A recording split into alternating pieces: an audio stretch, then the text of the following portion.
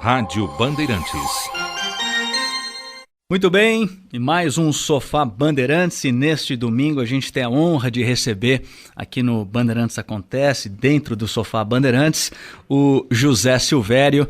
Silvério, é um grande prazer estar contigo aqui, para a gente conversar muito aí sobre a sua trajetória, sobre a sua vida, sobre a sua carreira. Uma grande honra para mim. Uma boa noite. Boa noite, Galvão. Boa noite, amigos da Bandeirantes. Prazer é meu estar aqui para a gente ter esse papo bem descontraído, bem legal, bem tranquilo. É realmente um prazer muito grande. Maravilha. Silvério, acho que não dá para a gente não começar com mais um prêmio que você recebeu aí nos últimos dias, né? Mais uma vez escolhido como o melhor narrador pela ACESP, a Associação dos Cronistas Esportivos do Estado de São Paulo. Como é que é para você ter esse reconhecimento dos colegas, né? Porque até o ano passado apenas os jornalistas votavam, mas a partir deste ano as pessoas também puderam entrar na internet, o público votar. Como é que é para você receber esse reconhecimento do teu público aí? Quantas vezes você já ganhou? Olha, esse troféu, desde que ele foi instituído em 1984, na categoria de locutor de rádio, desculpe, eu nem gosto muito de usar essa expressão, o melhor sempre fui eu. Em alguns anos, até por pressão de algumas pessoas, e isso também não vai ao caso porque eu não me importo muito com isso, não tivemos a eleição do melhor locutor, porque eu acho que as pessoas ficaram meio cansadas de me ver ganhar. E eu acho muito engraçado que por causa disso, o sistema de votos da ACESP, como você acabou de dizer, já foi mudado várias vezes. Em 1984, que foi a primeira vez, foi uma votação secreta só dos cronistas. E eu ganhei. E ganhei naquele ano, era uma grande surpresa, porque naquele ano tinha o Osmar e o Fiore, que eram mais tradicionais do que eu em São Paulo. Mas eu ganhei de uma forma tão indiscutível que, somando os votos dos dois, não dava o mesmo número de votos meus. Aí alguns companheiros disseram que é porque a Rádio Jovem Pan era no mesmo prédio da CESP, que nós ficávamos lá pedindo votos. Eu falei, olha, nem vou lá, nem eu votei em mim. E eu tomei por padrão meu não votar. E ganhei em 85, aí em 86 eles mudaram a sistemática de votos e eu ganhei de novo. Então foram 3 anos seguidos. Aí eles conseguiram acabar com o título, com o troféu de melhor locutor. Tinha tudo menos o melhor locutor de rádio. Aí voltaram algum tempo depois e eu ganhei de novo. Aí votaram, mudaram. Fizeram umas 4, 5 mudanças. Teve uma época que acabou o de todos os melhores e ficou só a personalidade do rádio. Aí eu não ganhei. Foram acho que 2 anos. De resto, eu sou o único, e posso dizer isso com muito orgulho, que na sua função ganhou todos os troféus. Eu tenho a impressão que são 18 ou 20. Eu consegui contar, juntando os meus, eu consegui 18, que eu achei. Eu tenho em Lavras e tenho aqui guardados. E um dia desses, eu achei mais um, que esse eu não tinha sido contabilizado por mim, porque ele é diferente. É apenas uma placa. E esse é de 2003, que eu já sabia que tinha ganho. Então, eu devo ter entre 18 e 20 dos 25 disputados até hoje. Os outros aí é porque não houve a eleição. Isso me deixa muito feliz, porque eles fizeram de todas as formas mudanças na eleição para ver se eu não ganhava de melhor locutor, e eu resisti. E eu fico feliz, embora numa determinada época eu tenha ficado muito chateado, porque eu não gostei do comportamento de alguns dos outros locutores que fizeram um movimento para mudança no regulamento. Aí eu falei para eles, se vocês quiserem, eu nem aceito, o troféu vocês podem ganhar. Mas aí, por uma questão até de vaidade também, né, fiquei muito feliz de ter ganho. E, sinceramente, todos até hoje foram ganhos por mim. Silvério, aqui no Sofá Bandeirantes, a gente já desde a entrevista anterior com o Joamir, sempre convida alguém para sentar aqui no braço do nosso sofá, né, para participar da nossa conversa, né? Então eu queria chamar uma pessoa que quase não trabalhou com você, assim, né, quase não vai a jogos com você, que é o Leandro Quesada. Boa noite, Quesada. Grande Paulo Galvão, boa noite a você. Estou aqui hoje no sofá Bandeirantes, confortavelmente sentado, né? Para bater um papo e fazer algumas questões aí com o Silvério, né? Lembrar algumas coisas legais que aconteceram conosco. E a gente conversava, né, Paulo, a respeito desse companheirismo que eu e o Silvério temos aí já de longa data. Foram 2 Copas do Mundo, né? No Japão e na Coreia em 2002, a última em 2006 na Alemanha. E aí é que você compreende como um profissional, né, que trabalha na equipe pode ser companheiro teu ou não. Nos momentos fáceis, claro, né, como o próprio termo diz, tudo é fácil. Nos momentos difíceis é que a gente percebe quem realmente pode nos ajudar. E eu tenho muitas passagens interessantes com o Silvério. Eu lembro das malas, viu, Paulo? Que a gente carregava, aquelas malas de roupa com 40 quilos pelos trens japoneses. Um belo dia nós paramos numa estação, não tinha escada rolante. Meu amigo, que dificuldade.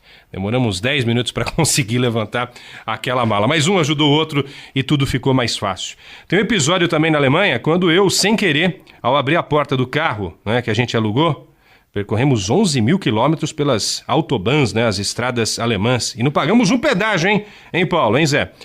E eu abri a porta do carro no estacionamento do Hotel Hilton, a gente ia almoçar, e sem querer, eu acertei um outro carro que estava estacionado.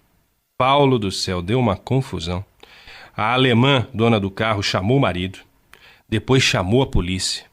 E se não fosse o Silvério com esse alemão quase que perfeito, eu teria sido preso em território germânico em plena cobertura da Copa do Mundo. São alguns momentos interessantes que aconteceram aí na nossa cobertura. Outro também com o Parreira. A gente estava a 3 horas do hotel que concentrava a seleção em Bergisch Gladbach, também na Alemanha. E eu recebi um telefonema da assessoria dizendo: olha, você tem que estar aqui em 1 hora, hein, para fazer a exclusiva que você tanto pediu pra gente com o Parreira. Imagina, eu estava a 3 horas do hotel com o Silvério. Aí o Silvério disse: corra tudo que você pode, vamos lá entrevistar o Parreira. E fizemos uma entrevista histórica antes do jogo contra a França, depois o Brasil eliminado, não é? Da Copa do Mundo. Sei lá, são alguns momentos aí, Paulo, que eu lembro com o Silvério. O Silvério pode até dar mais detalhes, né? Dessas 2 coberturas e outras tantas que fizemos, de Libertadores, de Campeonatos Paulistas, Copa do Brasil, Campeonatos Brasileiros, né? Realmente eu aprendi muito com o Silvério, eu aprendo a cada dia, né? Essa que, sem dúvida alguma, é uma grande figura humana e uma das pessoas mais importantes que o rádio já teve. E, felizmente pra gente, continuará tendo até a Copa de 2014, quando o Silvério completará 10 coberturas de mundiais de futebol, certamente aqui pela nossa Rádio Bandeirantes. Um abraço, meu amigo Paulo Galvão, um abraço ao meu mestre José Silvério. Um abraço, Quesada, obrigado pela participação aqui no Sofá Bandeirantes. E olha, o Quesada disse aqui, Silvério, que certamente você estará conosco aqui até 2014 para completar 10 Copas do Mundo. Dou a palavra a você. Olha, Galvão, eu tenho recebido algumas manifestações e eu acho até muito interessante esse tipo de coisa, de ouvintes, de pessoas, de companheiros e até da nossa direção, de gente preocupada com o fato de que se eu vou fazer a Copa do Brasil. Não, eu falo, mas vocês estão preocupados, eu não sei por quê. Por uma questão de princípio de vida, eu tenho 63 anos. Clinicamente, eu sou um cara muito forte. Há pouco tempo eu fiz um check-up e o médico que eu falei para você é meu amigo, são 2 médicos, aliás 3, e ele fez umas medições, umas projeções. Eu teria uma idade clínica em torno de 38 a 40 anos. Que beleza. Eu realmente não tenho problema clínico. Eu falo para eles, porque vocês são meus amigos, vocês estão dourando a pílula, inclusive 2 deles são fãs mesmo, 2 corintianos, e eles ficam torcendo para que eu continue irradiando futebol. Então eu acho muito engraçada essa preocupação, e tem ouvintes, e-mails, pessoas que conversam, que falam, porque eu tenho dito, já estou ficando velho, inclusive tenho arrumado algumas coisas minhas, pessoais, para me preparar para isso, porque é um fato, 63 anos, você não está começando a vida, você já está realmente na descendente, já é uma queda. Felizmente, eu ainda não senti queda profissional. Eu ainda tenho uma garganta muito boa. A doutora Cláudia, que cuida da minha voz, me disse que a minha voz é perfeita, que a minha corda vocal parece de menino, não tem nenhum nódulo, não tem nenhum tipo de ameaça de nada. Eu posso continuar irradiando futebol. Ela até brinca, você irradia 45, você pode irradiar mais 45. Aí, brincando, tudo isso é uma brincadeira. Porque eu tomei uma decisão pessoal, e claro, toda decisão minha é pessoal, né? Eu tomei uma decisão de não me preocupar mais com o que vai acontecer amanhã. Então eu já estou bem tranquilo, eu estou preocupado em narrar o jogo de hoje. Hoje eu vou narrar, eu quero narrar da melhor maneira possível. Ele acabou para mim, todo o passado é apagado. O que vem pela frente eu não sei. Sinceramente, não tenho a mínima ideia, porque nessa fase da vida é melhor comportar-se assim, sem grandes expectativas, sem grandes projetos, sem grandes planos, porque fazer projetos significa às vezes ter frustrações. Silvério, queria que você falasse dessa história aí da Alemanha que o Quesada contou pra gente aí. Que história é essa de alemão perfeito aí, hein? Essa é a brincadeira dele. Eu não falo nem bom dia em alemão. Eu consigo contar. Eu falo a metade dos dias da semana e conto até 5 em alemão. Mas não é. É que a gente tinha um carro que estava com documentação francesa. E o pessoal era alemão. Foi em Colônia, no hotel, na garagem do hotel em Colônia. Eu não falo nenhum idioma que você possa dizer assim, o Silvério fala bem esse idioma, nem português, né? Mas eu arranho bem uns 5 ou 6 idiomas. Italiano, que eu estudei para a Copa de 90, hoje já falo bem menos, mas eu falava. Espanhol eu falo bem. Eu falo até bem mesmo espanhol, porque minha filha é professora de espanhol, minha mulher fala bem espanhol, então eu sei bastante de espanhol. Não esse espanhol que o brasileiro acha que fala, e na verdade mistura para bom, eu falo realmente bem espanhol, falo, leio e escrevo. E me dou bem em inglês por experiência de viagem, e em francês, que minha filha também é professora de francês, uma outra filha, e a minha família inteira é poliglota. Menos eu.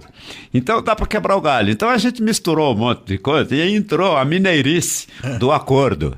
Então eu expliquei para as pessoas que a gente não queria prejudicar ninguém. Aí veio a polícia e com o policial que falava bem inglês eu me dei realmente muito bem, porque ele viu que a gente não era... O Quesada é mais exaltado do que eu, né? Até porque ele é mais garoto. O Quesada é mais novo do que a minha filha do meio. Então eu posso tratá-lo como filho, né? Então, eu segurei a barra nesse sentido, muito mais no jeito, no sorriso. Eu acho que nada se compara a um sorriso, embora eu não seja um poço de alegria e nem de cara sorridente, mas na hora dos apertos eu sempre tenho um sorriso que ajuda bastante. E acho que é interessante essas histórias aí, né, Silvério? O Quesada falou também da questão das malas, né? Porque às vezes o ouvinte acha que é tudo muito fácil, né? Chegar, pegar um avião, chegar lá no campo e narrar, e que é tudo, né? Que não pensa no que vem antes, durante, né? E depois, né? E eu tô lembrando agora aqui de uma história que o Carbone me contou também essa semana, né? Como ele já sabia que eu ia fazer essa entrevista contigo, né? Uma história lá da Coreia, que você quebrou os óculos lá na Coreia. Como é que foi para você trabalhar nessas condições? Como é que foi, hein? Na verdade, eu quebrei os óculos na Malásia. O Brasil fez um jogo amistoso na Malásia e eu estava com os meus óculos de grau, né? O que eu chamo, até brinco, os óculos brancos, porque eu sempre tenho mais de um par de óculos.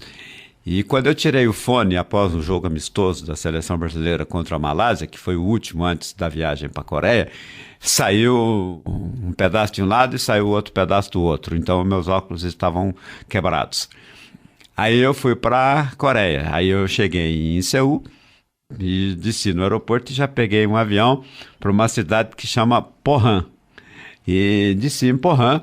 E na porta do hotel tinha uma ótica. Eu falei, eu não posso encarar uma Copa do Mundo só com esses óculos aqui. Eu preciso ter os meus óculos reservas. E fui numa ótica, em frente. E não tinha como falar. O coreano não falava nem bom dia em inglês. Em uma cidade do interior da Coreia mesmo, coisa brava. E não tinha nenhum brasileiro na cidade. Aliás, eu não vi nenhum ocidental na cidade. E fui lá. Aí eu peguei meus óculos quebrados, peguei os óculos novos, os que eu estava usando, E fui na ótica. Falei, eu tenho que fazer um óculos aqui, aproveitar antes de começar a Copa. Eu não posso encarar uma Copa do Mundo sem ter um par de reserva, porque senão se quebra de novo. Como é que faz? Porque quebra. Fone, às vezes puxa, sai tudo e quebra mesmo.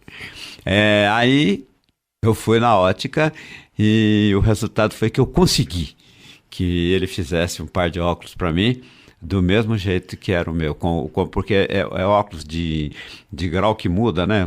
Não sei exatamente agora aqui a expressão, mas ele é progressivo, né? Porque tem a reversão para visão para perto e para longe, né? Ele faz tudo ao mesmo tempo. Eu não consegui que ele fizesse exatamente do mesmo jeito que são esses meus aqui, mas ele fez um bem parecido, bem próximo e que quebrou muito meu galho na Copa da Coreia. Foi também com o poder de conversar. Eles devem ter contado essas histórias para vocês, porque é exatamente isso. Eu fiquei famoso no meio nosso, né, de brincadeira, por conseguir fazer algumas coisas quase impossíveis, porque pelo jeito, sabe, pela maneira. E eu brinco sempre, gente, isso aí é a maneira da roça, não tem outra maneira para mim. Se eu disser para vocês que falam inglês brilhante, eu não falo.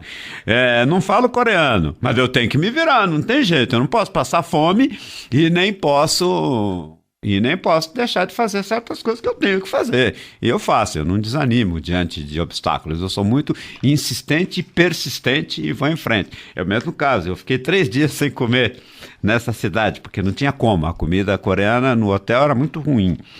E eu consegui comer, depois de 3 dias, um McDonald's, mostrando fotografia no McDonald's da Coreia. Olha só. Porque não tinha inglês, era só em coreano mesmo nessa cidade. Silvério, você lembra assim o jogo que você narrou assim nas piores condições, assim, o pior estádio ou a situação por conta de chuva? Assim, não, eu tenho um jogo que eu já narrei muitos jogos em situações absolutamente adversas, né? Como realmente eu não desisto nunca, eu posso ser derrotado, desistir nunca. Eu narrei a final da Copa de 78, Holanda e Argentina, sangrando, porque eu tive uma úlcera e minha úlcera sangrou e eu sangrava por 2 lados, voltava e descia. E foi um jogo até que o Vanderlei Nogueira estava comigo, me deu uma Nossa Senhora de Fátima, e eu fiquei com ela o tempo todo na mão, consegui irradiar o jogo. Quando eu cheguei em São Paulo na segunda-feira à noite, depois de voltar da Argentina, eu estava todo inchado porque eu perdi quase todo o sangue do corpo. Eu estava com uma úlcera terrível, que eu também não sabia que tinha, porque eu não sentia nada, e sofri, mas irradiei a Argentina e Holanda, irradiei Brasil e Itália no sábado, já não estava tão ruim, mas estava ruim já. Já estava sentindo as dores. Já estava sangrando mais pouquinho. Imagino que você pensou, não vou perder a final da Copa do Mundo de jeito nenhum. Exatamente. Né? Aí domingo eu narrei a final sangrando literalmente. Inclusive a roupa saiu toda suja do estádio, mesmo com toalhas, com todas as pessoas até me ajudaram bastante. E eu peguei um avião direto, consegui. E até muito engraçado, vim ao lado do Pelé no voo de noite de Buenos Aires para São Paulo. Foi a pior situação. Agora tem situações muito engraçadas. Essa daí, só fazer um parênteses aqui, Silvério, você arriscou tua vida por conta do trabalho. E eu imagino aqui por conta do amor ao trabalho, quer dizer... Por conta do amor ao trabalho, porque não tinha nenhum outro locutor que tivesse ficado. O segundo locutor que estava comigo lá, ele queria narrar um dos jogos e a rádio mandou eu narrar os 2 e ele ficou bravo e veio embora. E não tinha outro locutor para narrar o jogo da Holanda com a Argentina. Se ele tivesse ficado, ele teria narrado. Aí ele não quis ficar, inclusive foi muito grosseiro comigo. Ele veio embora e eu narrei os 2. Infelizmente não pegou nada. Eu sarei em uma semana, estava tudo em ordem de novo, não teve nenhum problema. Eu sou muito católico, Deus é muito forte, Deus ajuda muita gente. Você ia falar do Pelé? Agora tem alguns jogos muito engraçados. Eu narrei um jogo Brasil e Arábia Saudita, em Jeddah, na Arábia Saudita, por todas as rádios de São Paulo. Eu narrei 2/3 do jogo, 1/3 do jogo, o Osmar 1/3 e o Fiuri 1/3. E o jogo foi 6-2 para o Brasil, eu narrei os 5 gols do Brasil. Uma sorte incrível nos pedaços que eu narrava, era o pedaço que saía gol. E dentro da tesouraria, porque não tinha jeito de narrar olhando para o jogo. Então, de vez em quando, a gente olhava pela janela da tesouraria e via o campo. E num monitor preto e branco que eles puseram para a gente lá dentro, que foi um quebra-galho danado, e com os caras contando dinheiro. Olha só. Dinheiro árabe, de montão, assim, né? E a gente narrando o jogo do Brasil. Foi muito engraçado. O outro foi a final do Campeonato Brasileiro de 79, em Porto Alegre, Vasco e Internacional, e estava chovendo e a gente foi narrar no campo, com chuva e dentro do campo, tomando chuva, texto tudo molhado. Porque não tinha cabine, eu estava em reforma? Não tinha nada, estava tudo avacalhado e puseram a gente no campo. E os cachorros da Brigada Militar do Rio Grande do Sul passavam lá na nossa frente toda hora. E eles, um cachorro, aquele policial grandão, ficou olhando para mim e começou a latir, porque eu estava gritando, falando, né? Aí eu parei esse louco tá fazendo? Eu parei a transmissão e falei, tô na minha frente aqui com um cachorro e um policial. Os dois estão parados na minha frente, não tô vendo o jogo. Então vamos. Aí eu coloquei o microfone perto do cachorro e ficou um minuto e pouco o cachorro latindo. Olha só! Na transmissão. E foi uma coisa histórica. Isso aí marcou muito também a minha irreverência na transmissão, talvez até a minha ousadia. A outra, engraçada, foi no México, Copa de 86, o último jogo treino da seleção brasileira na cidade, no México, antes da viagem para Guadalajara, Brasil e América do México. O Tele Santana não deixou ninguém entrar. Falei, mas eu não vou deixar de irradiar esse jogo treino, não. Eu subi numa casa, a gente contratou um pedaço da casa, eu subi na casa e dava para ver um pedaço do estádio.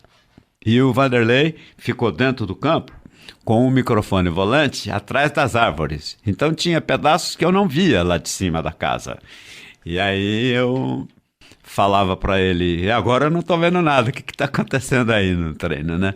E narramos, e foi esse treino muito importante, porque ele definiu a seleção brasileira que ia estrear na Copa do Mundo de 86, e com uma novidade que eu tinha anunciado, porque todo mundo sabe que eu era muito amigo do Tele Santana.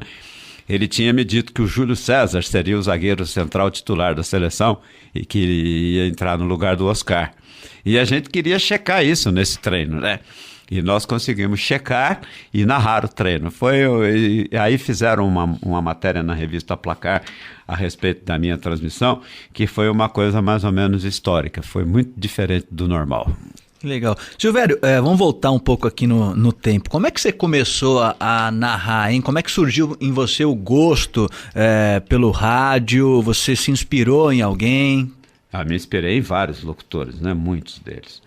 Agora, eu tenho uma coisa que eu digo sempre, eu tenho que ser um cara feliz, porque eu fiz o que eu quis na vida, que era ser locutor esportivo, desde menino. Eu morava numa cidade que se chama Itumirim, que tem 6 mil habitantes hoje, e falava que ia ser locutor, todo mundo ria, porque na minha cidade não tinha nem energia elétrica, mas eu queria ser locutor de rádio. Mas como é que você vai irradiar aqui não tem rádio? Eu falava, vou irradiar no Rio ou São Paulo. Aí todo mundo achava mais graça a ele, porque a gente nem tinha ideia do que era o Rio, do que era São Paulo. Isso foi no começo dos anos 50, porque eu fui menino, eu nasci em 45, então eu fui menino no começo dos anos 50, né? Todo mundo ria, não tinha energia elétrica, não tinha comunicação, não tinha nada, mas eu vou ser. E fui, né? E virei. E casei com a mulher que eu gosto. Então eu digo para as pessoas, eu tenho que ser um cara feliz. Eu fiz o que eu queria. E a mulher que eu gosto também, até hoje, tenho 40 e poucos anos de casado, também não queria me namorar. Ela era uma moça muito bonita e eu era muito maluco, né? E ela vivia me dispensando. Mas eu falei, você não adianta me dispensar que você vai casar comigo, você vai ver. E pouco depois eu consegui quebrar todos os obstáculos também nisso daí.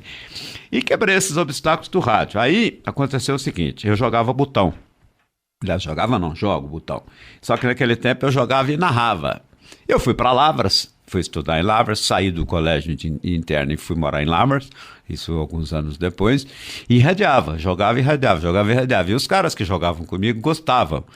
E tinha um amigo meu de Lavras... Peraí, eu não tô entendendo, jogava e irradiava como? Jogava botão e irradiando.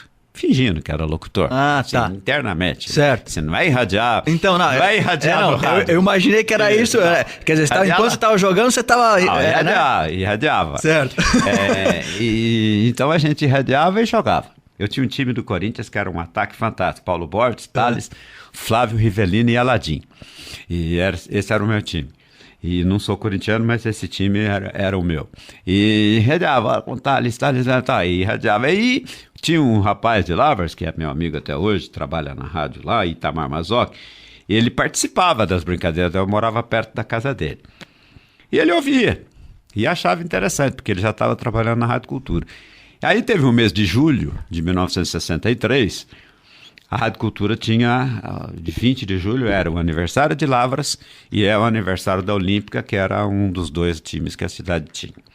E tinha um jogo, Olímpica e Bragantino. E todos os locutores da Rádio Cultura, que a Rádio Cultura era da Bandeirantes nesse tempo, todos os locutores da Rádio Cultura estavam de férias, porque nenhum era locutor ou profissional, tudo amador. Tinha a festa da cidade, tinha o jogo Olímpico e Bragantino e a rádio tinha que irradiar. E agora? Aí tem um moleque aí que todo mundo fala que é meio maluco, mas ele irradia bem. Aí o diretor da rádio foi lá em casa, ouviu passando assim e falou, olha, o cara parece que sabe, né? Mais longe, assim, a distância, parece até que tem som de rádio a narração dele. Me levou para fazer um teste. Eu fiz um teste num treino da Olímpica, acho que segunda ou terça-feira. Narrei na quinta o treino da Olímpica no gravador.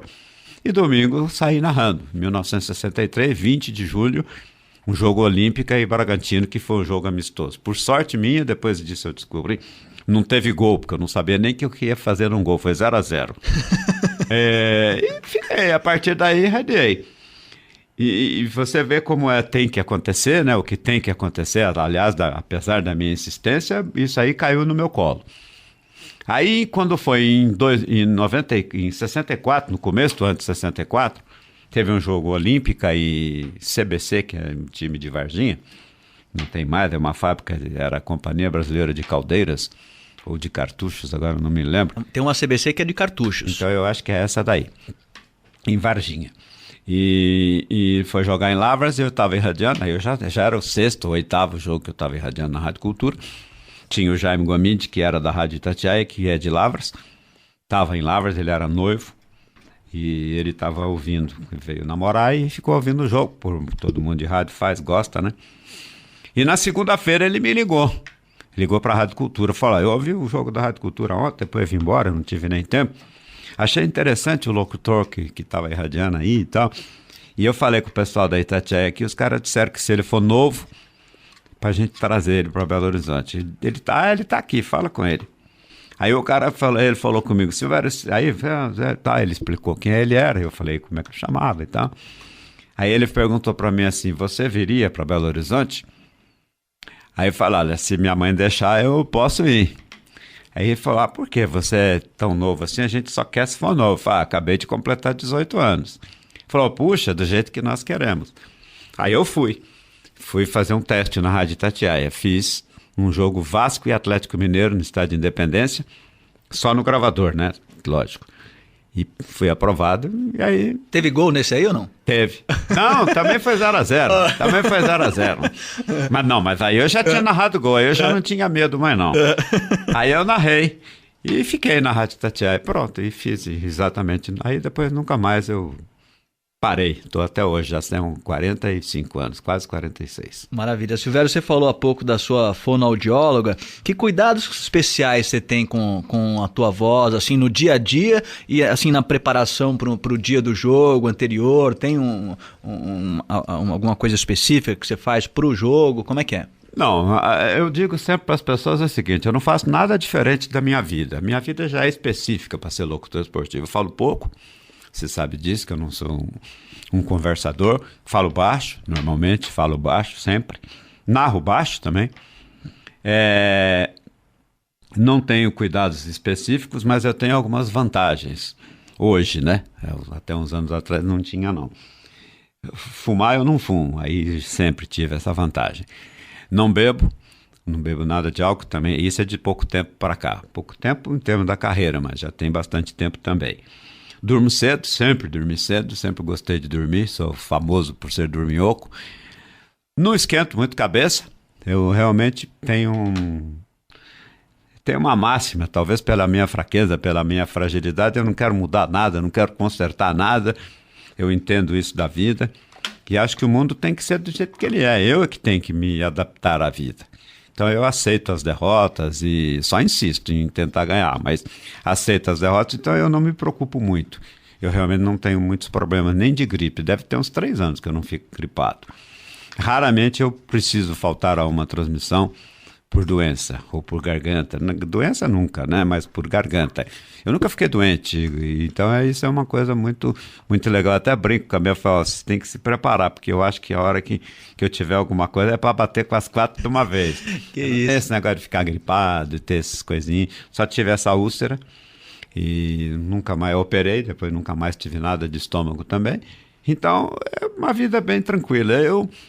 Eu brinco sempre com as pessoas. O Carbone, que você citou há pouco aí, que me conhece há muitos anos, ele brinca que é a única coisa que eu sei fazer na vida é irradiar futebol. E mesmo assim eu faço só mais ou menos. Eu falo, tá bom, então tá ótimo, mas mais ou menos já tá bom. E essa história de bebida gelada, né? Porque eu trabalho com voz também, mas é lógico que o que eu exijo da minha voz, acho que não chega nem a 10% do que você exige, né? Por conta da tua função, né? Mas para mim, por exemplo, se eu tomo alguma coisa gelada, me prejudica muito, né? Para você também funciona assim? Você evita ou não? Não. Eu não sou muito de tomar água gelada, de tomar bebida muito gelada. Eu tomo razoavelmente, eu gosto de água fresca. Não uso gelo nas coisas que eu tomo, não gosto de gelo. Gelo tira o paladar das coisas. Mas por incrível que pareça, talvez seja uma das coisas que eu mais gosto no mundo é sorvete. E eu tomo sorvete praticamente todos os dias. Pelo menos umas 3 vezes por semana eu tomo sorvete. Sou um apaixonado por sorvete. Aonde tem um sorvete diferente, eu vou atrás. Então eu realmente não tenho essa preocupação, não. Lógico que tudo é comedido, né?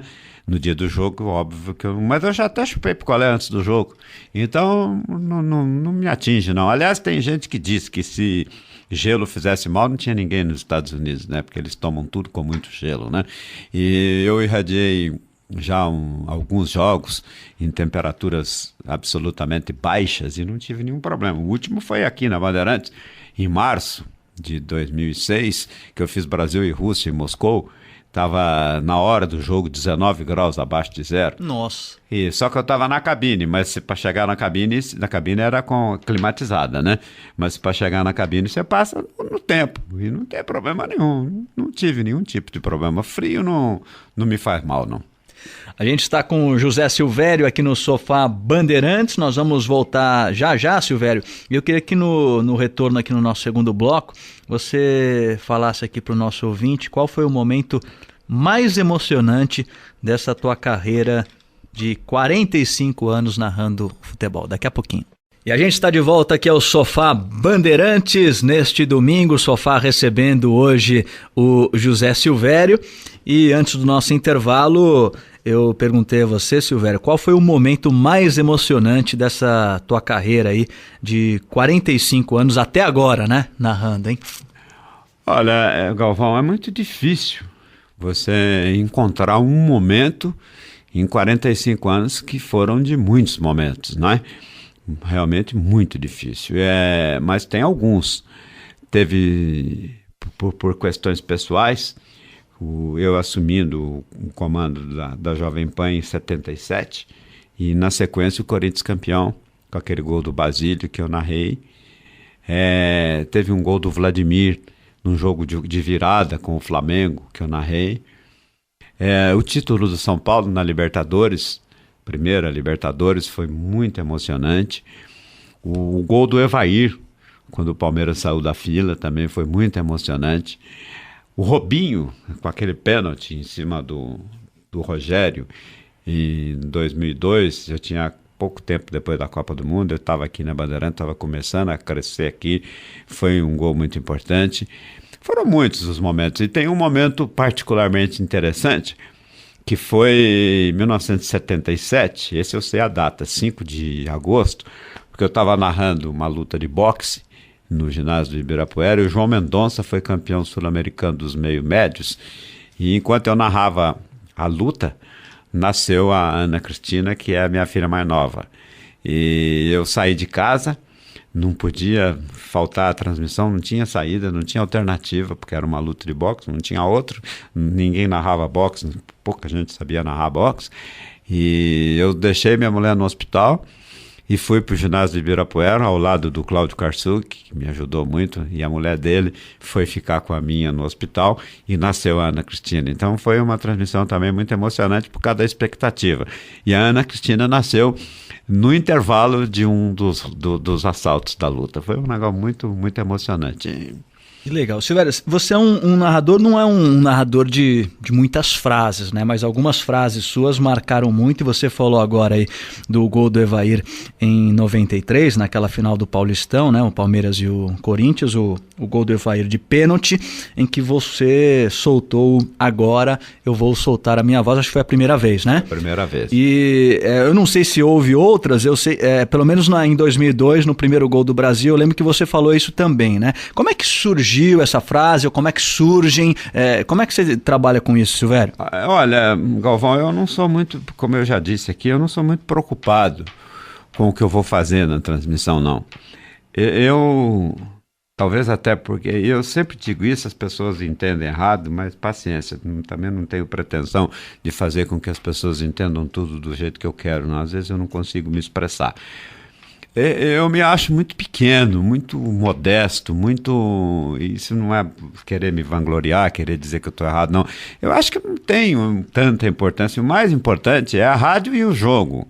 Então eu tenho que fazer aquilo que o jogo me mostra. Então eu não sou de ficar me preparando para fazer frases. Até porque no começo, que eu tinha essa ansiedade de querer fazer alguma coisa... Às vezes você se preparava para falar certas coisas, não tinha clima para falar isso. Então eu aprendi que as coisas têm que fluir normalmente. Você se prepara dentro de um esqueleto da transmissão. O que vai acontecer você não sabe. E eu aprendi isso rapidamente na minha carreira, porque você veja bem, uma expulsão muda um jogo. Então, uma frase muda uma transmissão, um gol muda aquilo que você tinha como expectativa do jogo. E eu, várias vezes na minha carreira, fiquei frustrado, porque eu estava esperando uma coisa e deu outra no jogo, por exemplo, como em 82, na Espanha, que a gente esperava o Brasil campeão, e o Brasil foi uma das piores classificações do Brasil em Copa do Mundo. Você vê como é que é incrível o futebol. Então eu passei a narrar futebol da seguinte forma: eu me concentro, me preparo para narrar o jogo. Então eu não me importo mais com o que possa acontecer no jogo. Eu cheguei à conclusão, e isso foi muito bom para mim, e felizmente eu cheguei cedo na minha carreira a essa conclusão. Eu tenho que fazer aquilo que o jogo quer que eu faça, e não o que eu quero fazer. E isso me foi muito importante. Então, por causa disso, eu não me preparo para frases. Essa frase mesmo, eu vou soltar a minha voz, foi muito engraçada. Eu fui ver um show do Calbi Peixoto, que você citou agora mesmo aqui para mim, e ele soltou a voz. E o Palmeiras ia jogar no dia seguinte. Eu falei, puxa vida, é uma música que tem que eles soltaram a minha voz. Eu falei, puxa, isso aí fica bonito na hora de um gol. E aconteceu exatamente isso que eu te falei, a frustração. Não teve momento para eu soltar a minha voz. Eu guardei um ano para fazer. Eu tinha até esquecido dessa voz, dessa frase. Na hora que o Evair foi bater o pênalti, é como se ela tivesse armazenada e ela viesse de repente. Então, a partir disso daí, tudo que eu falei surgiu na hora. Nada foi preparado, nada. Bom, Silvério, mas tem uma frase que você utilizou num gol que com certeza emocionou muito o nosso ouvinte. Já era um momento mais do que emocionante, emocionou a mim. E eu queria que o Marcelo, nosso operador, colocasse pra gente esse gol, para que você comentasse essa narração que é histórica. Vamos lá. E vem Brasil, vem com Cleberson, tocou para Rivaldo, para Ronaldo, entrou, bateu, é gol! E que golaço!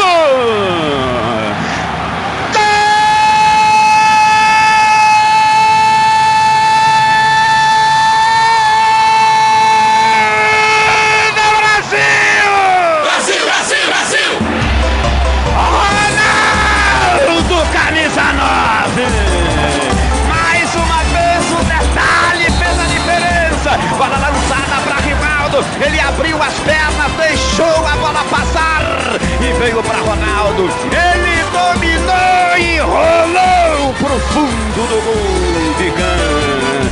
Se eu fosse poeta, faria da bola uma deusa. Se eu fosse um cantor, faria de um grito de gol uma ópera. Como não posso, eu grito. Gol do Brasil! Ronaldo! É de Ronaldo, camisa 9!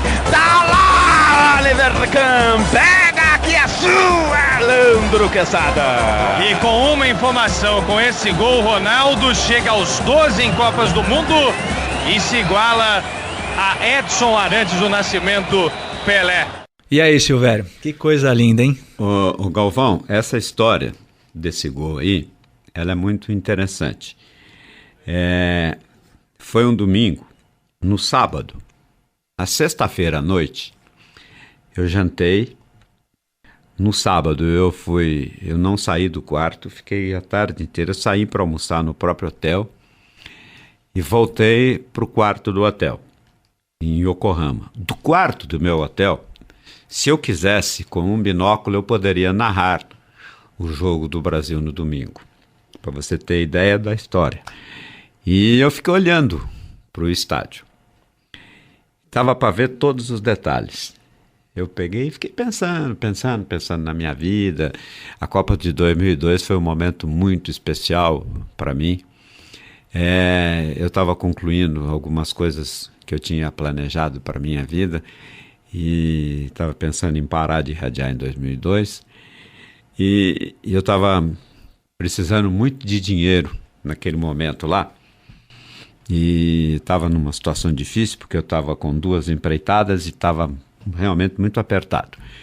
E fiquei pensando na minha vida, fiquei pensando. Falei, puxa, esse jogo aí pode ser muito importante para mim. Mas aí não tem nada a ver com dinheiro, porque meu problema não tinha nada a ver com a rádio. Aqui eu estava muito bem. Falei, esse jogo aí é diferente, até porque a Rádio Bandeirantes foi a única rádio AM de São Paulo a transmitir a Copa do Mundo ao vivo lá do Japão, porque as outras 2 concorrentes nossas não estavam lá. Fiquei pensando em tudo isso. E domingo, eu levantei, tomei café da manhã, pus uma fruta na minha bolsa e eu vou pro estádio. E fui a pé. Tava chovendo. Aí eu voltei pro hotel, falei, não vai dar para ir a pé agora. Encontrei o Dunga. Todo mundo sabe que o Dunga foi nosso comentarista na Copa de 2002. Aí ele falou, vamos de ônibus. Aí tinha um ônibus, peguei o ônibus, desci perto do estádio e fomos a pé pro estádio. Aí lá no estádio, o Dunga, muito conhecido no Japão, ele sumiu de mim, eu fui quietinho pro nosso posto, fiquei lá sentado, pensando. Não tinha absolutamente nada anotado. Aí tinha um monte de festa naquele dia, uma festa de encerramento da Copa do Mundo fantástica. E pouco tempo depois eu fiquei sabendo que a televisão não mostrou isso aqui no Brasil, que foi uma falha lamentável, até por causa do horário, era de madrugada aqui, né? E a festa japonesa de encerramento da Copa do Mundo foi a mais bonita que eu já vi. E eu peguei, então, um script, um release da Copa do Mundo, e estava em japonês e em inglês. E comecei a narrar aqui na Rádio Bandeirantes o que estava acontecendo, e traduzindo simultaneamente do inglês para o português. E ficou uma coisa muito legal, ficou bem feito. Honestamente, até eu achei. Eu consegui traduzir coisas que eu não imaginava que eu sabia. Tinha a história do origami, história do Japão medieval, as guerras naqueles carros de madeira que até ficaram expostos e giraram no campo, e esse negócio todo. Estava chovendo. E chovendo e a festa, aquela coisa linda. E eu fui. Eu fiquei extremamente inspirado, tenso, nervoso, irritado, mas irritado no bom sentido, né? Com a adrenalina por todos. O Dunga chegou e veio conversar comigo de novo na posição, aí falou do Oliver Kahn, o goleiro da seleção alemã. Eu falei, não sou eu quem vai falar, você vai falar, tanto que ele me chama de mestre até hoje. E você que vai falar, não sou eu. E ensinei a ele, vamos sem modéstia nenhuma, como que ele devia falar isso e tal, falamos. E começou a transmissão, sabe aquele dia que você começa, que você acha que tá arrebentando, você sabe, porque você tem... Quando você começa tropeçando é uma tragédia. Então estava tudo fácil para mim, estava fácil. Não escorregava em nada, tudo maravilhoso, não tropeçava em nada. E aí eu fui crescendo. Eu falei pro Dunga que o Brasil ia ganhar o jogo, tinha certeza, não sei por que também. Você vai falar, por que você tinha certeza? Não sei, não tem lógica, uma coisa absolutamente ilógica.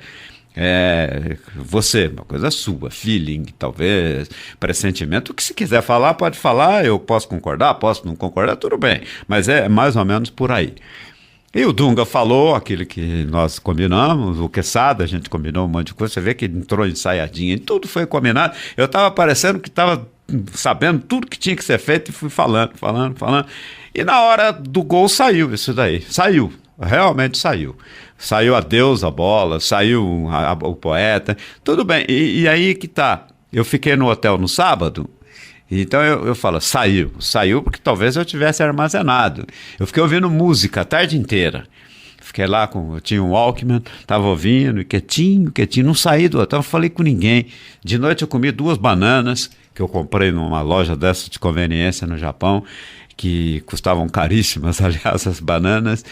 E foi por aí, não tem nada, realmente nada ensaiado. Quem me conhece sabe que eu não ensaio nada, eu às vezes rabisco algumas coisas que ninguém entende, e nem eu às vezes entendo o que eu escrevo, quando é esse tipo de coisa. Foi realmente uma coisa fantástica. Aliás, a Copa do Mundo de 2002 para mim foi maravilhosa, foi algo fantástico. E da volta do Japão, além de tudo, eu ainda resolvi esses problemas com um golpe. Não é de sorte, mas de trabalho. Foi, na verdade, trabalho que foi fantástico para mim. Silvério, eu queria saber como é que é a tua preparação, vamos dizer, técnica para o jogo, né? A escalação, como é que você faz para identificar o jogador, às vezes, se é mais pelo número ou pela questão física mesmo, porque às vezes o jogador, né, é um jogador que você não está acostumado a irradiar com ele em campo, né? Como é que você se prepara para isso? Isso aí é muito fácil, essa é a coisa mais fácil que tem na transmissão, isso aí não tem nenhum problema. Eu falo com a maior sinceridade. Primeiro que normalmente eu conheço a maioria, conheço por conhecer mesmo, por estar no meio e por gostar de futebol. Eu vejo muito jogo, eu acompanho muito jogo, eu sei mais ou menos tudo. Quando eu não conheço, mas é muito raro acontecer isso, sempre tem alguém que eu conheço. Então, a partir daquele que eu conheço, eu me baseio. Tem alguns truques que eu não posso falar de público abertamente, porque as pessoas não vão entender e corro até riscos por falar isso. Que envolve até cor, tipo de andar das pessoas, mas isso é uma questão de, com o maior respeito, eu olho lá de cima e vejo, o número 3 é alto, o número 2 é baixo, então eu vou com isso quando eu não conheço, e vou acertando a minha cabeça. Esse aí não é problema. O maior problema de transmissão, Galvão, não é esse. O maior problema é você ver tudo isso, saber o que o cara está fazendo e conseguir transmitir isso. Esse é o segredo. Só que é um segredo que nem eu sei. Eu faço, mas não posso explicar por que eu faço. É uma coisa muito instintiva. Isso é difícil. Identificar o jogador, não. Até porque eu também sou muito sincero. Não tenho nenhuma pretensão de não errar. Óbvio que eu erro, e erro muito. Mas eu falo isso para as pessoas. Eu só tenho uma sorte. E não é sorte também não, porque é uma perseguição de trabalho. Eu erro pouco, muito pouco na hora mais importante. Mas na hora que não tem muita importância, eu erro bastante. E eu falo isso com a maior tranquilidade do mundo. Até porque eu não tenho nenhuma pretensão de ser dono da verdade, de ser perfeito, de ser o maior. Não, eu tenho pretensão de fazer um trabalho honesto. E o trabalho honesto e sério, esse trabalho me ajuda a não errar tanto nas horas mais importantes. Mas eu erro muito. Nome do jogador, eu erro. Se tiver não erra, erro sim. Erro e erro muito. Só que eu não erro algumas coisas, eu não erro mesmo. Eu não fico muito preocupado. Vou irradiar Brasil e Alemanha da Copa do Mundo, por exemplo. Eu não estou muito preocupado, honestamente, com o time da Alemanha, não. Estou preocupado com o Brasil. Eu não posso trocar o Ronaldinho com o Rivaldo, com o Kleberson, com o Cafu, com o Roberto Carlos. Não posso. né? Eu não posso trocar o Cafu com o Roberto Carlos, né? Isso eu não posso fazer. Agora, trocar o lateral da Alemanha, os dois, eu posso trocar. Até porque o torcedor brasileiro sabe que não tem importância nenhuma. Não é? Eu sempre digo para as pessoas, que eu acho que o ouvinte é inteligente. Então ele aceita certos erros e não aceita outros. Eu não posso errar. Algumas coisas realmente não posso errar. Por exemplo, estou irradiando o Brasil hoje. Se o Juan fizer um gol, eu não posso trocar o Juan com o Lúcio, né?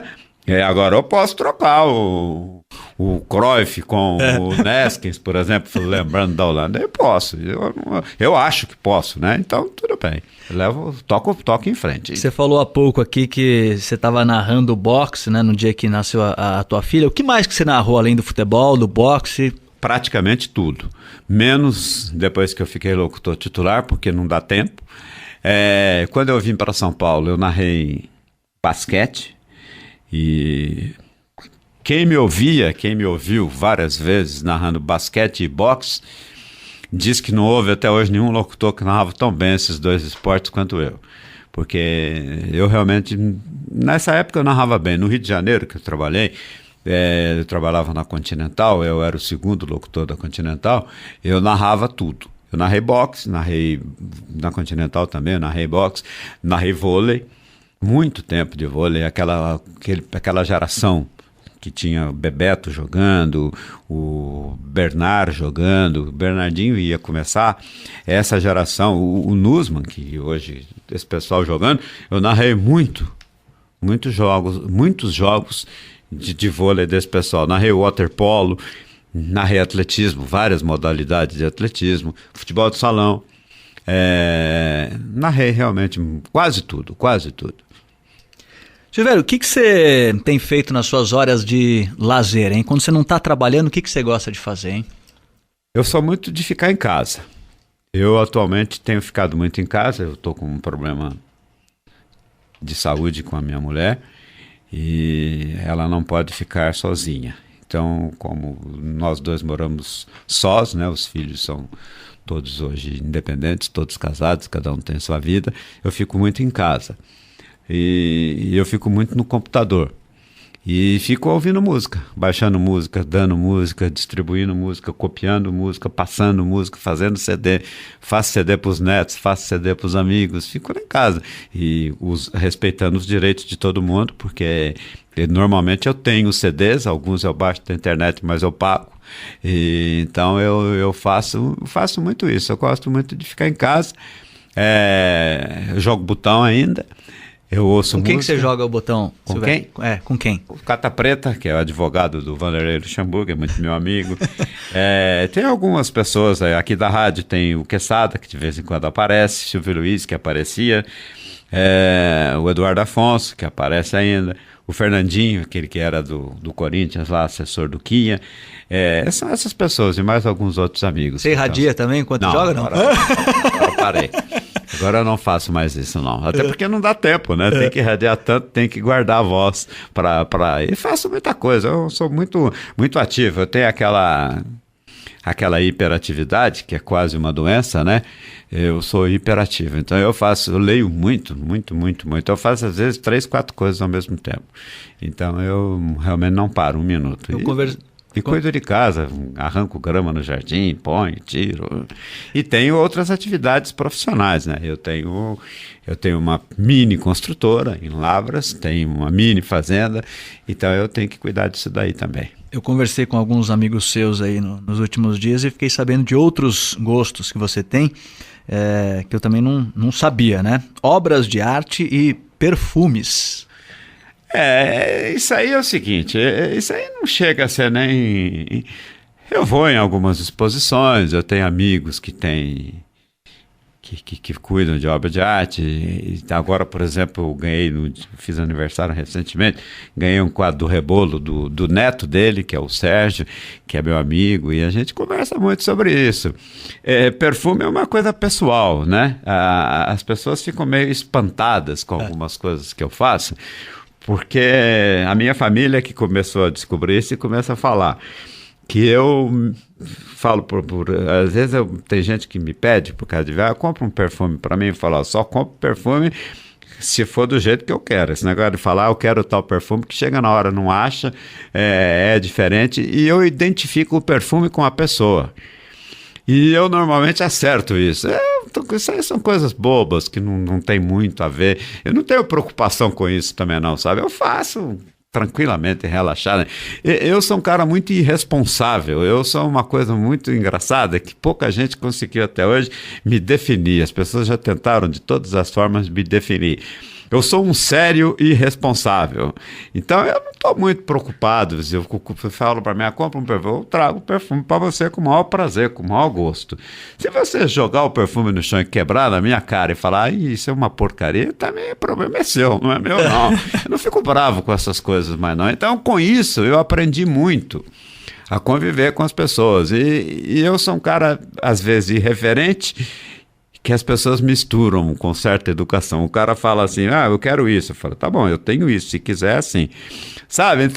Então, por causa disso, eu aprendi muita coisa na vida. E com 63 anos de idade, rodando o mundo inteiro, e rodando principalmente no interior, igual o bicho do mato que eu era, se aprende muito, aprende realmente muito. Eu só lamento uma coisa na minha vida, é que eu não pude estudar.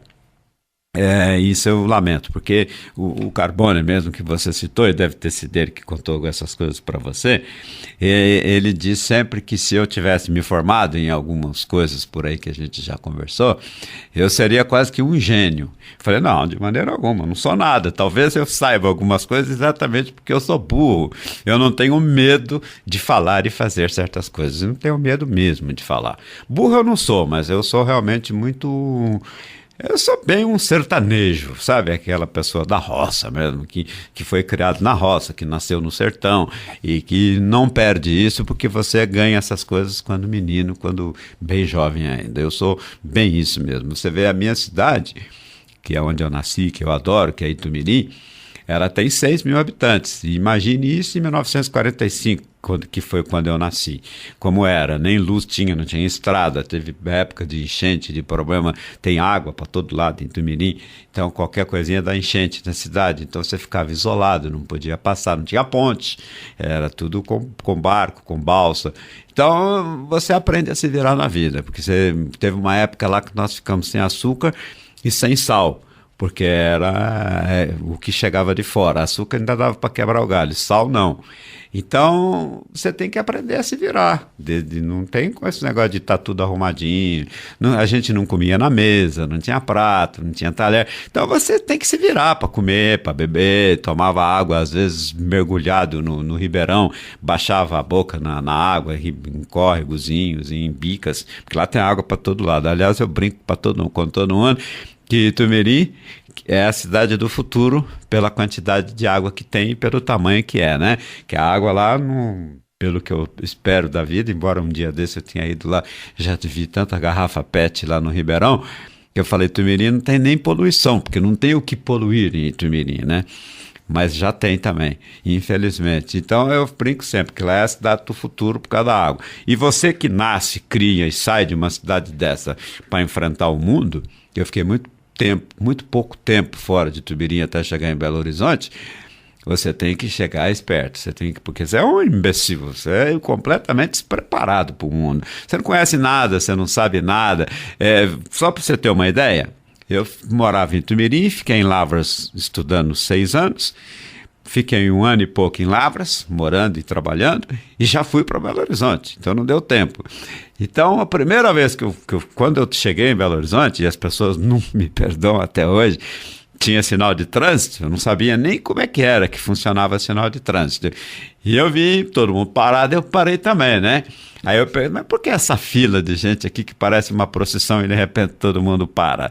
Isso daí ficou famoso na minha vida, que todo mundo ficou me pegando no pé um longo tempo de caipirismo, de achar que o pessoal parado para atravessar a rua era uma fila de procissão, né? Então, essas coisas todas, eu não sabia. A primeira vez que eu saí em Belo Horizonte sozinho, que eu tive que pegar um elevador, eu não sabia como, eu não tinha nem a mínima ideia do que era um elevador, como é que aquilo funcionava dentro de um prédio, aquilo ali. Só que aí entra uma coisa boa da roça, do caipirismo da gente. Eu parei e fiquei em pé olhando. Não vou sair aqui, não. Vou ver o que as pessoas fazem, né? Aí, depois que eu vi o que as pessoas faziam, é que eu fui para o elevador para subir no centro de Belo Horizonte. Aí eu não fiz besteira não, mas sabe aquele negócio assim, todo desconfiado, com medo danado? Quantos anos você tinha? 18. Só que era 18 com cara de menino mesmo, era magrelo, pequenininho, né? Então era muito engraçado isso daí. Essas coisas, o Galvão, depois que o tempo passa, que você usa isso pro lado positivo, são maravilhosas na vida da gente. Porque não é uma coisa normal. Escada rolante eu fui ver já muito tempo depois. Eu teve uma outra história muito engraçada na minha vida. Belo Horizonte tinha também no centro, isso já foi um tempo depois, um restaurante que a mesa era giratória. Então o meio da mesa, então ia girando, você pegava a comida e punha no seu prato. Aí, primeira vez que eu fui lá, eu fiquei, vamos, a comida tá fugindo, como é que eu vou ter que correr atrás dela? Então, esse tipo de coisa marca a vida da gente. E aí você, quando começa a viajar para voos mais altos, você já está mais escolado. E você veja o seguinte, a minha primeira viagem para a Europa foi para a Alemanha. Então, eu fui fazer cruzeiro e Bayern em 1976. E você vai para a Alemanha, com neve em Munique. Então, e aí, o que você vai fazer?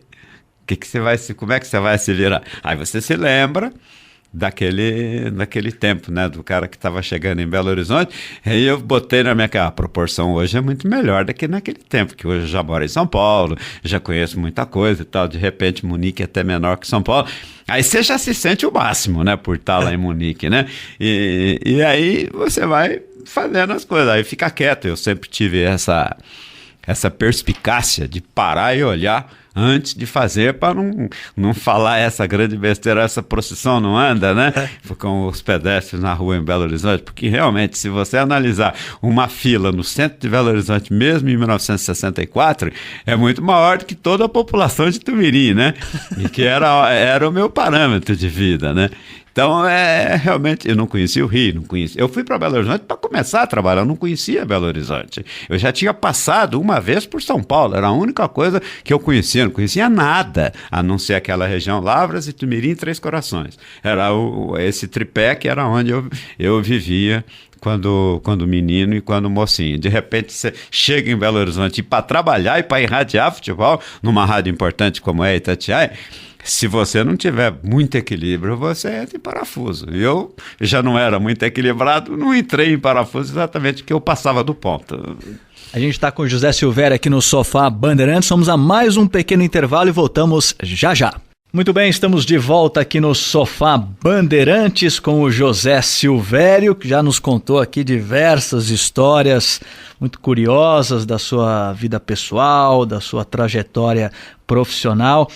Silvério, você já é normalmente reconhecido pela tua voz assim no dia a dia? Acontece muito isso? Como é que é, hein? Acontece muito mais do que a gente pode perceber. Eu, inclusive, uso isso do lado bem positivo. Normalmente eu não sou conhecido. Aliás, a Veja fez uma matéria uma vez e eu sou citado como uma das vozes mais conhecidas de São Paulo com um rosto desconhecido. Tem alguns locutores que são citados. Eu sou talvez o mais conhecido pela voz nessa revista, nessa coisa da revista. Eu sou o mais conhecido pela voz e o menos conhecido pelo rosto, porque realmente eu apareço muito pouco. Aliás, eu sempre tive uma máxima: propaganda de locutor de rádio não precisa ter foto. Como não pode ter a voz, tem um nome, você vive só do nome. Então eu sou muito conhecido e eu uso isso do lado positivo sempre. Honestamente, eu sou simpático com as pessoas que me procuram, menos na hora do jogo lá na cabine. Então, tanto que eu não gosto muito que as pessoas vão na cabine no jogo, não, porque lá eu sou muito antipático. Não é que eu seja antipático, não maltrato ninguém, mas eu não posso dar atenção, porque a minha concentração em dia de jogo é absoluta. Eu acho que isso é a minha vida, é meu prato de comida. Sempre disse isso para as pessoas com a maior naturalidade do mundo. Então, eu não posso me desconcentrar no estádio, mas quando eu estou fora, tanto que As pessoas dizem, você lá no campo você é um, aqui fora do campo você é outro. Eu falei, lógico, lá eu estou trabalhando, aqui eu posso conversar com você com o maior prazer, com tranquilidade, podemos até rir, brincar. Lá eu não posso fazer isso, eu não tenho tempo, porque é tanta coisa que eu faço, ao mesmo tempo é muito difícil. Então eu sou muito concentrado. Mas as pessoas me conhecem mesmo. Eu confesso a você com muita sinceridade que fico feliz com isso. Eu acho legal. Não sou daquele cara que não gosta de ser reconhecido. Eu trabalho numa empresa que o que importa é o que você aparece. Então eu tenho que aparecer. Eu fico feliz quando eu sou reconhecido. Eu gosto. E normalmente é assim, tipo no supermercado, ou você vai no lugar. Onde eu vou? Supermercado, restaurante. Aliás, eu vou mais em supermercado que em restaurante. Fala assim. Isso. Eu não sou muito de badalação, sabe? Mas quando me conhecem assim, as pessoas me tratam também com muito respeito, porque eu tenho fama de ser sério e eu sou realmente concentrado. Agora, quando conversam comigo fora da cabine de jogo, eu sou simpático, alegre, bem comunicativo até. Normalmente essas pessoas que te abordam assim na rua, qual é a maior curiosidade delas? O que elas mais perguntam? Primeira assim? Pergunta é que time você torce. Mas essa é a primeira, essa é inegável. Aí tem essas perguntas, como é que você faz para identificar o jogador, o que você conhece, aí, mais ou menos na mesma linha do que nós fizemos aqui. E aí quando pergunto para você para que time você torce, o que você responde para ele, Silvio? Olha, eu realmente tenho converso, mas eu explico. Porque na verdade, Galvão, eu não torço. Não torço mesmo, para ninguém. Eu falo que sou cruzeirense. Eu gosto do Cruzeiro, mas, por exemplo, o Cruzeiro de hoje, o time, não tem nada a ver comigo mais. Eu não conheço ninguém, não conheço nem a diretoria. O presidente atual do Cruzeiro eu conheço. O que saiu, que era irmão dele, eu já não conheço. Então, eu não conheço ninguém, não tenho ligação nenhuma, não tenho nada a ver mesmo. O time de Tumirim, do meu tempo de moleque, era o Vasco, porque na minha região a gente, quando conseguia ouvir, era futebol carioca, e eu era Vasco. Mas também não tem nada a ver. Eu até domingo passado eu fui a São Januário fazer Vasco e São Paulo, me sinto bem como vendo o Vasco, aquela festa do Vasco lá, mas nem torci pro Vasco em São Paulo, com toda a corda no pescoço que o Vasco está, nem isso, sabe? Eu não tenho essa preocupação mais mesmo. Eu acho, e isso é sincero, não é para escapar de resposta não, que eu não tenho o direito de torcer. Eu acho que tem santista, tem corintiano, tem palmeirense, tem São Paulino, tem torcedor disso, torcedor daquele que gosta de mim. Eu acho que eu o desrespeitaria se eu torcesse para outro time, principalmente na hora da transmissão. Então eu acho que o futebol faz parte de mim. Eu não tenho o direito de torcer por este ou por aquele time. Eu tenho a obrigação de ser isento e usar o futebol, que é um dom que eu tenho, usar para o proveito de todo mundo. Eu tenho comigo essa ideia de que irradiar futebol é uma obrigação social que eu tenho. Porque sou muito honesto, a minha vida já está feita, já está resolvida, eu sou um cara de hábitos absolutamente modestos, o que eu tenho e o que eu ganhei, as coisas que eu fiz são muito mais do que suficientes para eu e minha mulher vivermos o resto de vida que nós temos, tanto que eu já doei um monte de coisa para os meus filhos, então eu não preciso mais de certas coisas, então eu tenho uma obrigação social, e essa minha obrigação social é irradiar futebol com seriedade, tentando explicar as coisas, e eu às vezes, Galvão, e as pessoas muitas vezes não entendem isso, uma vez eu fui até criticado por dizer que eu era muito pobre, e eu sempre digo que eu não era pobre, eu precisava de muito dinheiro para ser pobre naquele tempo de menino.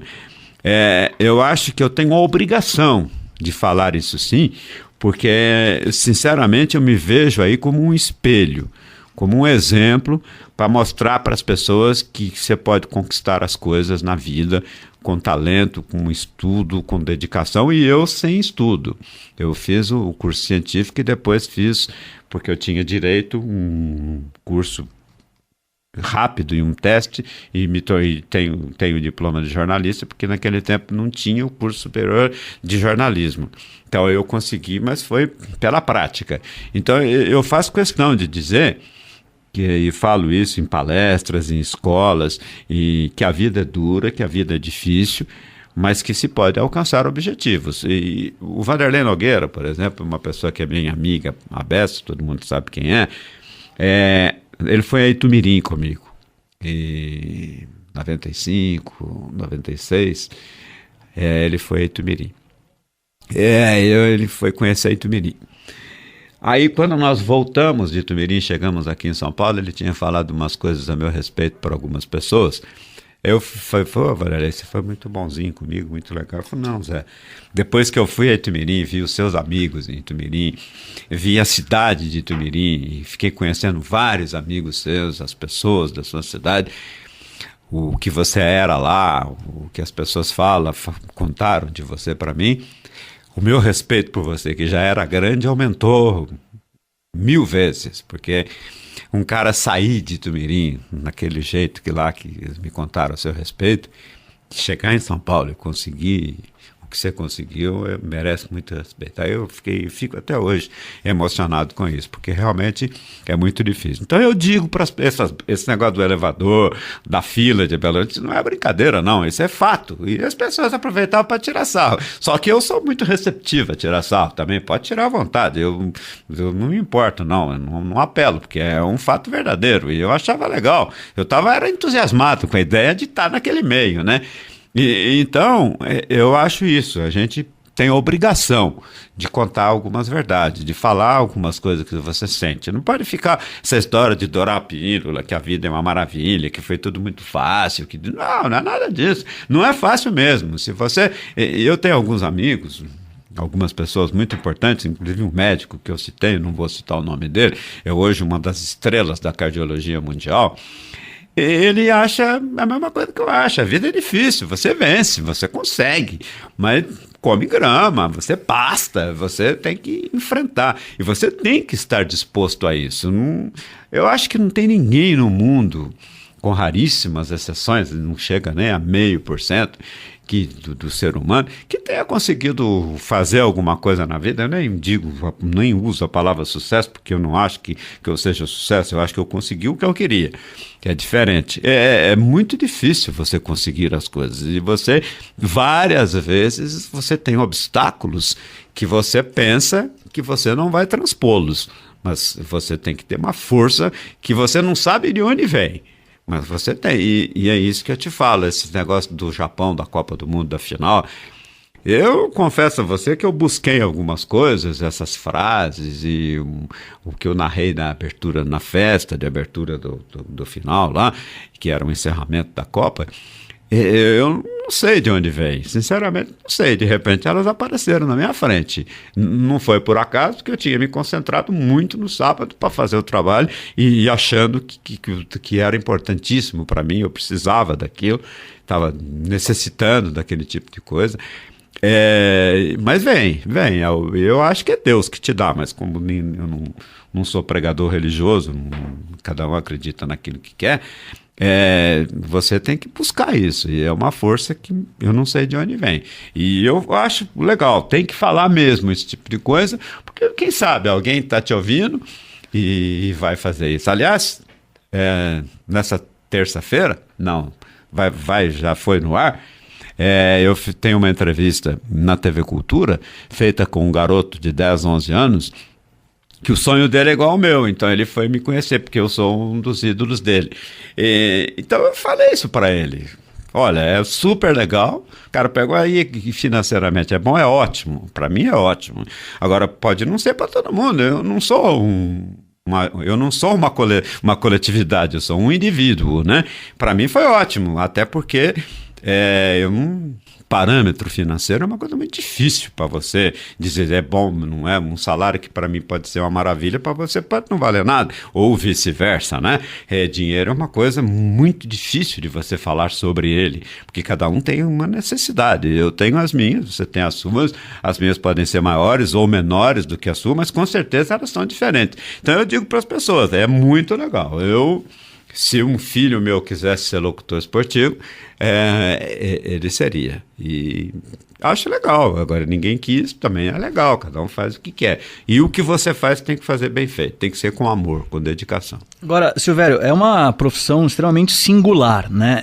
Eu queria que você, então, eu sei que nossos ouvintes aqui, entre os nossos ouvintes deve haver mais jovens como esse que você encontrou lá na TV Cultura. Você falou que quando era jovem irradiava, narrava lá de brincadeira enquanto estava jogando botão. Eu tô lembrando aqui que tinha um amigo meu, um grande amigo, José Dair, o Zuco, que quando a gente jogava futebol, ele narrava também. Vira e mexe, ele falava o seu nome, né? Ele narrava um pouco e aí naquele momento ele estava como se fosse o comentarista. Ele falava, ô Silvério, né? Então ele falava muito no seu nome também, né? E imagino que deve haver muitos outros jovens que têm essa vontade, ou de ser narrador, ou trabalhar em rádio, voltado para o esporte.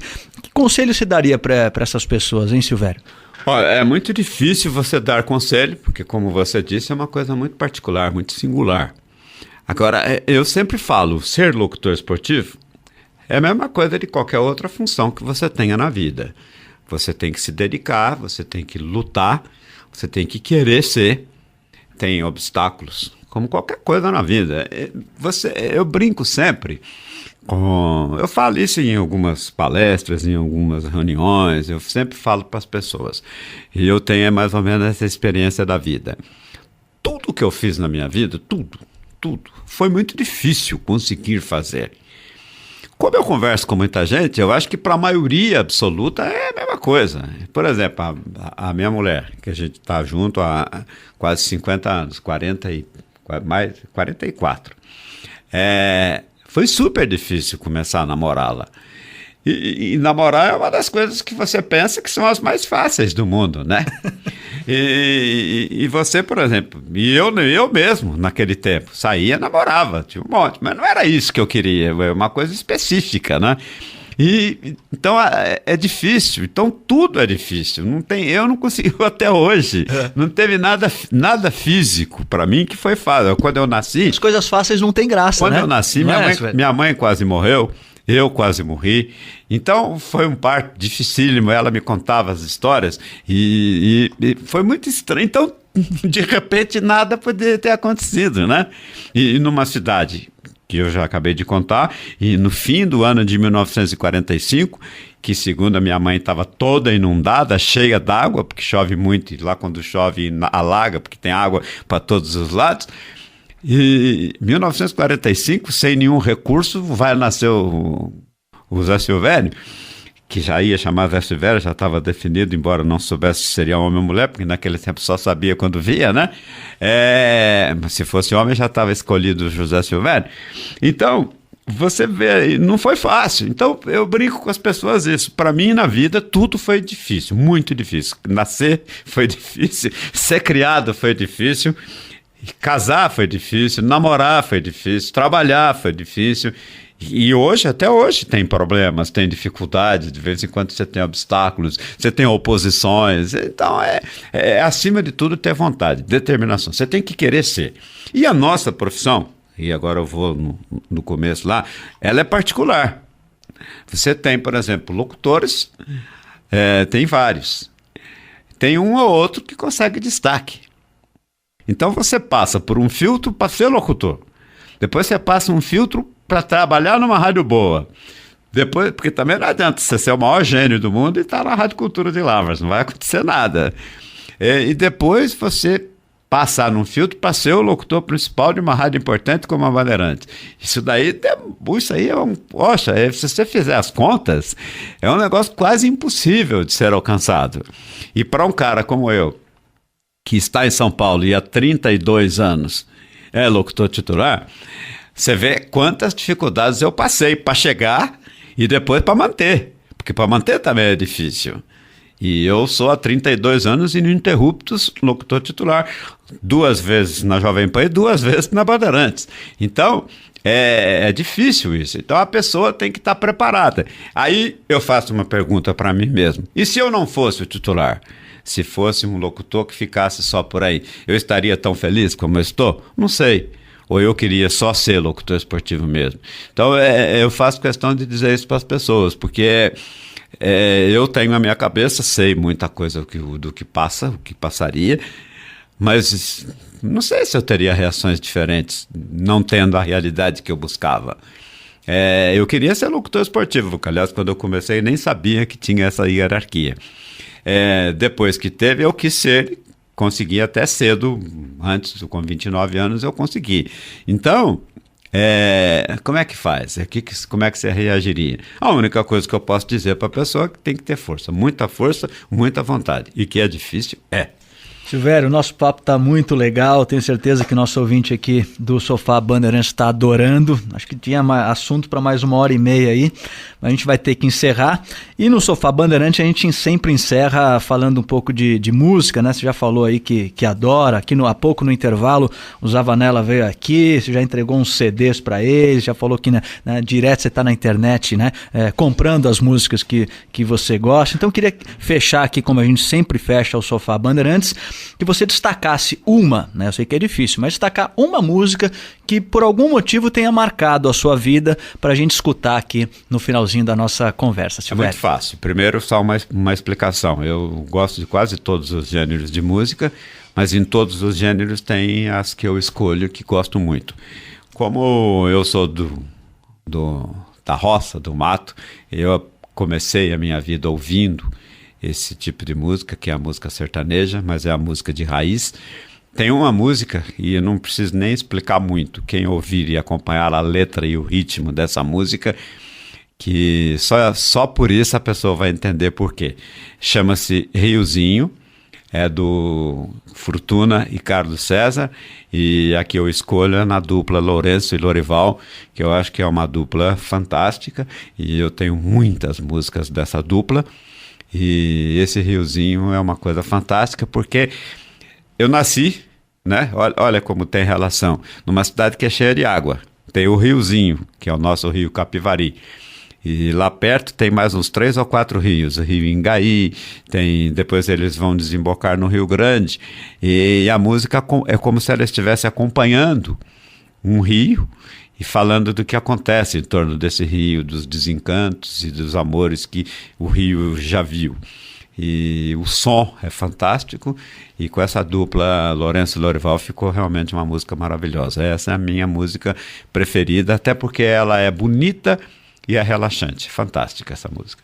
Muito bem. Silvério, queria agradecer muito a tua presença aqui no Sofá Bandeirantes.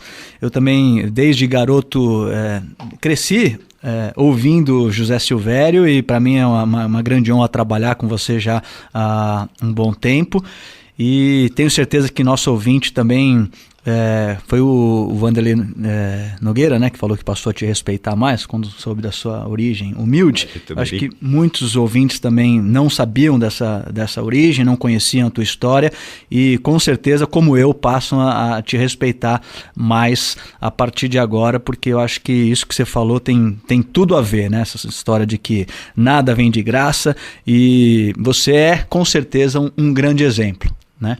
Então, queria agradecer muito a tua presença aqui, fiquei muito feliz com a conversa e tenho certeza que nosso ouvinte também. Obrigado, Eu queria que as pessoas entendessem que não é cabotinismo de minha parte falar sobre isso, porque eu acho que até no Brasil ser pobre não é nenhuma vantagem, né? Porque todos nós somos mesmo, a maioria absoluta do brasileiro é pobre. Mas é que eu quero só que as pessoas entendam que é pelo lado positivo, de que com vontade e com luta você consegue reverter essa situação. E porque ser pobre ou não tem muita importância não, viu? Ser pobre também é ser feliz. Aliás, eu tenho algumas coisas na minha vida que eu era muito mais feliz quando eu não tinha absolutamente nada. Mas eu acho que é bom, você não precisa ter as coisas. Eu sempre digo isso para os meus filhos. O meu filho, que é o mais velho, eu sempre expliquei isso para ele. Você não precisa ter dinheiro na vida, mas você precisa ter um rumo na vida. Maravilha. Vamos ver o Riozinho então? Vamos. Tchau, Silvério. Valeu. Um abraço.